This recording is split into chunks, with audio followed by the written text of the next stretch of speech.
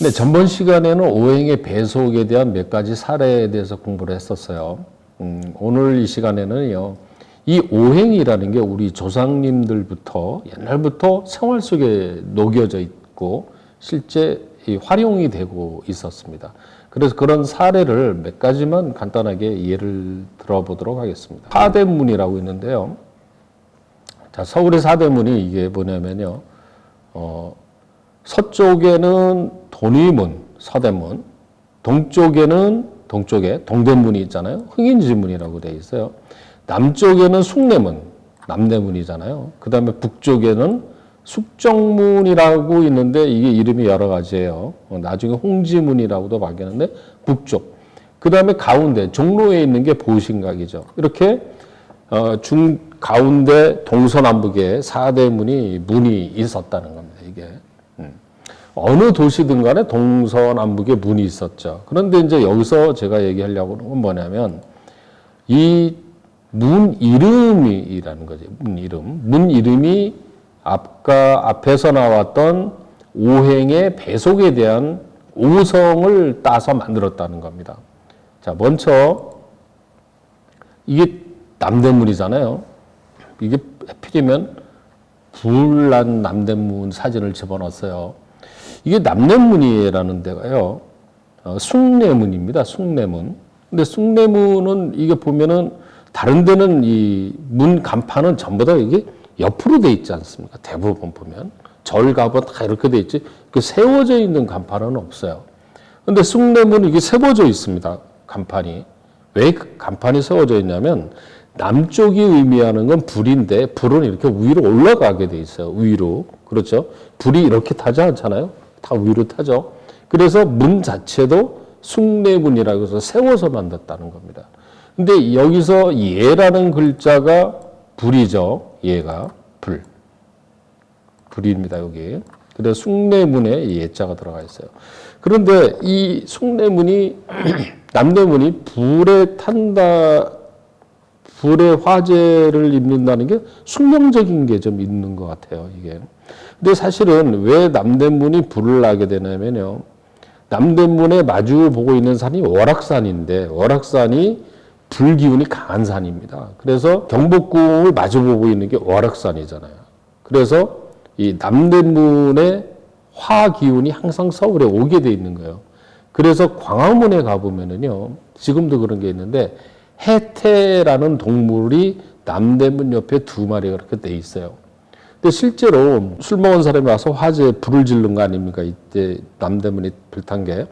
그런데 제가 기사를 보니까 이 해태를 수리하느라고 잠깐 치운 순간에 이게 불이 났다고 그럽니다. 실제로. 그래서 해태가 뭐냐면요, 물에 사는 동물이에요. 그래서 이 불기운을 막아준다는 거죠. 그래서 우리 조상들은 이런 오행에 이 수국화하는 거 아닙니까? 그래서 해태상을 세워놓은 거죠. 그걸 지키기 위해서. 근데 어쨌든 남대문에 이렇게 불을 탔어요. 근데 우리가 여기서 배울 거는 이 숭례라는 화의 글자를 갖다 썼다는 거, 요겁니다. 자, 이번에는 서쪽이죠. 서쪽은 돈의문입니다. 의자를 썼죠. 이게 간판을 이렇게 사진으로 찍어 놓은 겁니다. 의라는 글자. 의리할 때 의죠. 금기운이 의라고 그랬어요. 그래서 돈의문. 그 다음에 이제 이번에는 이제 동쪽이죠. 아니, 이제 북쪽이네. 홍지문이라고 돼 있는데, 여기 보면은 이게 홍지문으로 돼 있어요. 이게 근데 여러분 잘 안 보이시나 모르겠어요. 근데 홍지문은 숙정문의 옛날 이름이 홍지문입니다. 홍지문. 그래서 지혜지자를 쓴 거죠. 여기 지혜지자. 예. 홍지문은 지혜지자. 그 다음에 동대문은요, 흥인지문이라고 그래요.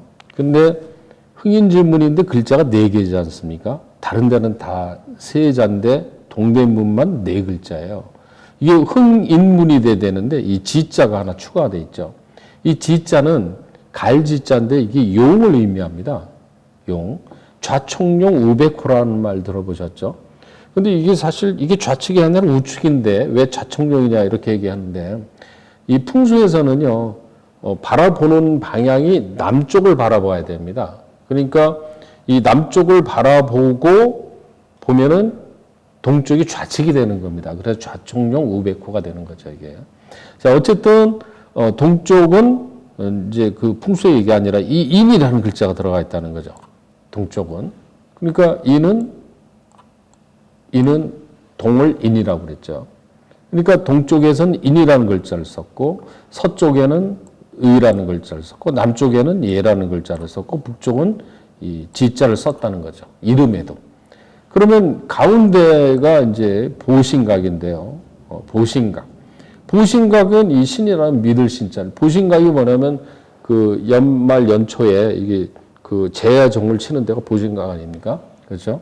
가운데 있죠. 신이라는 거는. 그러니까 종로는 이 중구에 있는 거, 종로구, 중구 가운데 있죠. 서울시 가운데. 그래서 이 보신각은 믿을 신, 신자를 썼다. 그러니까 이 이름을 저지는 것도, 이름을 짓는 것도 오행학의 그 글자가 의미하는, 오성에 의미하는 글자를 가지고 이렇게 문의 이름을 졌다는 거죠. 자, 이번에는요, 이제 실제로 사주를 가지고 한번 어떻게 응용하는가를 보자 이겁니다. 자, 오색이 아까 목은 청색, 화는 적색, 토는 황색, 노란색, 또 금은 백색, 수는 흑색이라고 그랬어요. 그럼 이 사주를 보자 이거죠.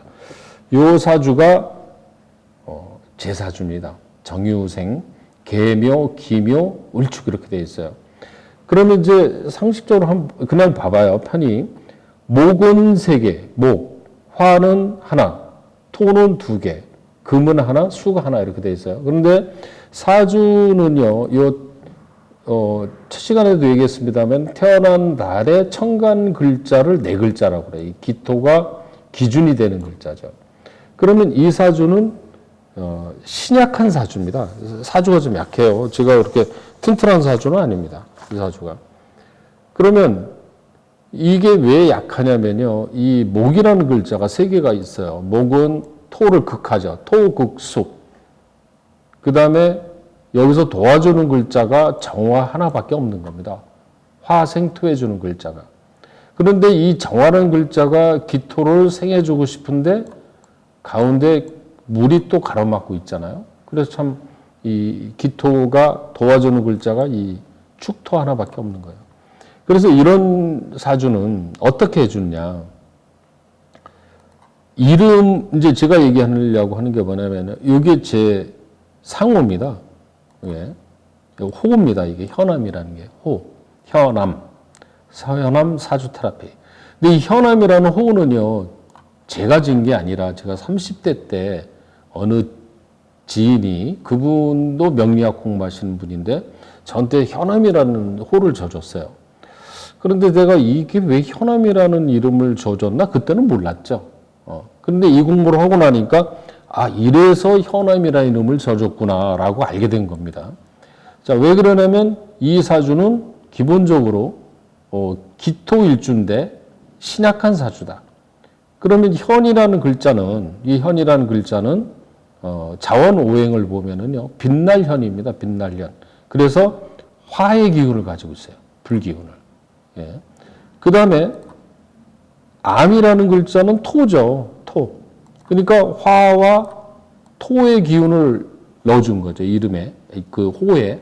근데 이 사주는 기토일주인데 기토를 도와주는 기운은 불하고 토가 내 편입니다. 그러니까 호에다가 나를 도와주는 이름을 넣어준 거죠. 현암이라고. 예. 이렇게 이제 이런 원리로 호도 짓는 거고 이름도 짓는 겁니다. 그 다음에 제 사무실이요. 역삼동이거든요. 근데 역삼동이라는 동네로 사무실을 낸 이유는 이 사주는 불기운이 부족하기 때문에 불기운이 있는 동네로 가는 게 좋다. 이렇게 생각을 한 거죠. 역삼동은 강남구에 있습니다. 그러니까 기본적으로 남쪽이죠. 근데 역삼이라는 동네는요, 한자로 보면 이게 역마차 할 때 역자거든요. 이게 역마라는 거는 말이잖아요. 말이 이렇게 이 말하고 관련돼 있잖아요. 말의 기운은 불입니다. 그 다음에 이 삼은 석삼인데 양의 기운을 뜻하기 때문에 이것도 불의 기운입니다. 그리고 역삼동은 화의 기운이라는 거죠. 그러니까 저는 불과 가까운 글자 또는 동네로 가는 게 좋아요. 그래서 제가 실제로 2015년에 역삼동에 그 선정릉이 있는 데다 사무실을 오픈해서 아직까지 잘 있습니다. 그러니까 부족한 기운을 채워주는 거죠. 그래서 이 호를 질 때라든가 지역을 간다든가 이런 거는 다 이런 오행의 원리를 활용해서 쓰면 좋습니다. 제 방에 가면은요, 손님들이 앉아있는 의자가 빨간색입니다. 빨간 의자를 갖다 놨어요. 근데, 앉는 분들은 이게 빨간색인지 모르고 앉죠? 근데 제가 설명을 해드립니다. 빨간 의자입니다. 이유는 저는 붉은 기운이 필요하기 때문에 이런 빨간 의자를 갖다 놓습니다. 이렇게 설명을 하는 겁니다. 자, 이런 방법으로, 오행의 배속을 잘 공부를 하고 자기 사주를 분석하는 것도 사실 이 오행의 숫자가 몇 개냐, 맞냐, 적냐 이것만 보면 돼요. 사실은 어려운 건 아닙니다. 제가 운영하는 오늘의 운세 어플리케이션에도 보면은 이 오행을 분류를 해놓은 이런 코너가 있습니다. 그래서 자기가 부족한 오행을 숫자나 색깔이나 뭐 음식이나 방향이나 이런 걸로 보완을 해주는 게 일종의 하나 개운의 방법이라고 볼 수가 있는 겁니다. 내 사주를 내가 본다는 이 코너는 아주 어려운 내용이 아닙니다, 사실은. 그래서 아주 기본적인 음양 오행의 배속 이것을 알아서 응용을 하면은 자기한테 좋은 결과를 얻을 수 있습니다. 자, 오늘 강의는 여기까지 하겠습니다. 고맙습니다.